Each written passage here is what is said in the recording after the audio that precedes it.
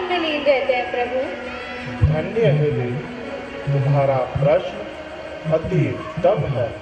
सृष्टि के कर्ता श्री ब्रह्मा और माया है, और मानव उनकी श्रेष्ठ रचना है। तो क्या आप किसी मानव शरीरधारी के ध्यान में लीन रहते हैं?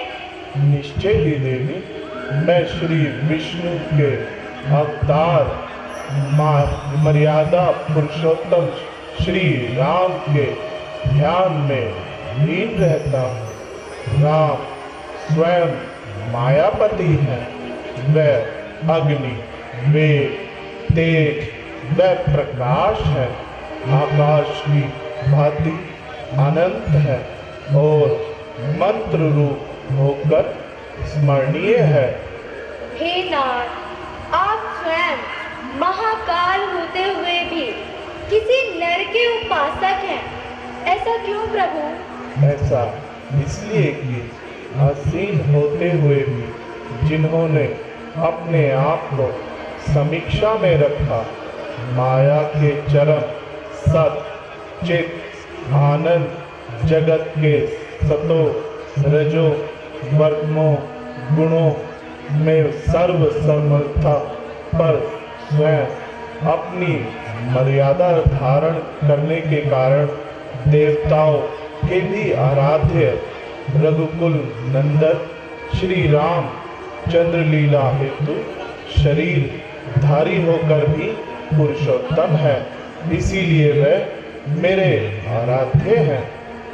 हे नाथ, अगर आप मुझे अपनी दासी समझते हैं और सचमुच मुझसे प्रसन्न हैं, तो मुझे श्री रघुनाथ जी की नाना प्रकार की कथा कहकर मेरा अज्ञान दूर कीजिए।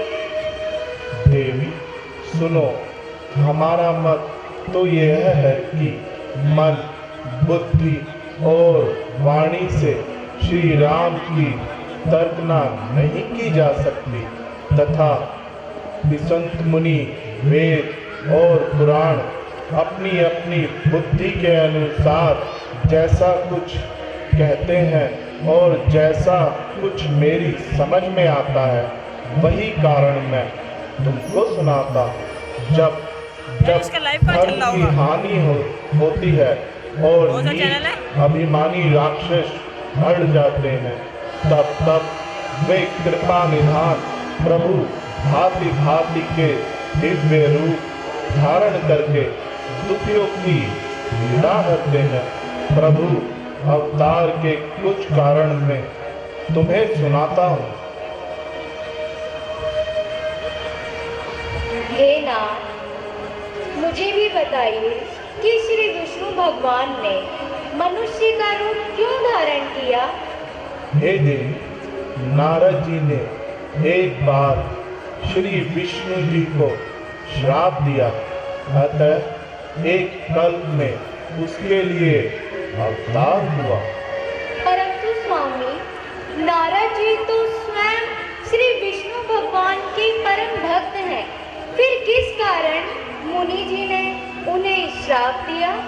देवी, इस संसार में मैं ना तो कोई ज्ञानी है और ना ही कोई मूर्ख है।